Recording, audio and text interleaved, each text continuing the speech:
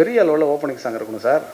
அந்த பக்கம் வந்து தென் மாவட்டங்க சைடு போட்டோம்னா பரபரப்பாக பற்றிக்கணும் சார் அப்படின்னு சொன்னார். பரபரப்பாக பற்றிக்கணுன்னா என்ன பண்ணுறது அப்படின்னு சொல்லி நான் கேட்டேன்.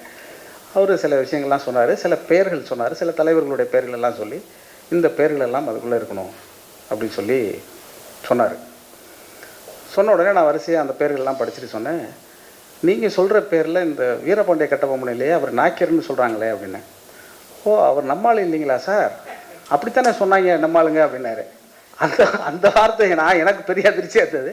அவர் என்ன நினச்சி என்கிட்ட பாட்டு எழுத வந்தாருங்கிறதும் எனக்கு பதட்டமாயிடுச்சு.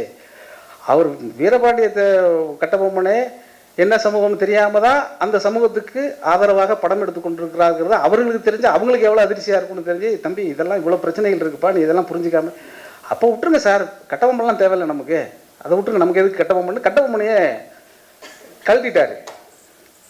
எனக்கு வந்து அப்புறம் அந்த படம் வெளிவந்தது. அதுக்கு அடுத்த படத்துக்கு அவர் வரணும்ல, அடுத்த படத்துக்கு எங்களுக்கு அவர் வரல. சரி, வேறு யாரோ பாட்டு எழுதியிருக்காங்க அப்படின்னு சொல்லிட்டு அந்த பட்டியலில் எடுத்து பார்த்தா அதில் பேரெல்லாம் வேறு வேறு பேர்கள் இருந்தது. எல்லாமே அது சம்மந்தப்பட்ட விஷயந்தான், நீங்கள் போய் பார்த்துக்கங்க.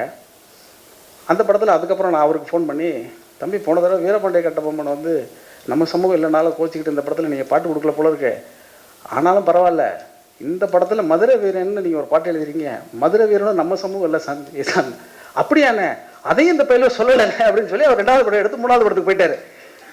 இவ்வளவுதான் இந்த சாதியை பற்றின புரிதல் எதிர் மனநிலையில் இருக்கக்கூடியவர்களுக்கு இருக்குங்கிறது ரொம்ப முக்கியமானது. இது ரொம்ப வருந்தத்தக்கது அல்லது ஒரு நகைச்சுவைக்காக நான் சொல்லலை, இப்படி தான் இருக்குது.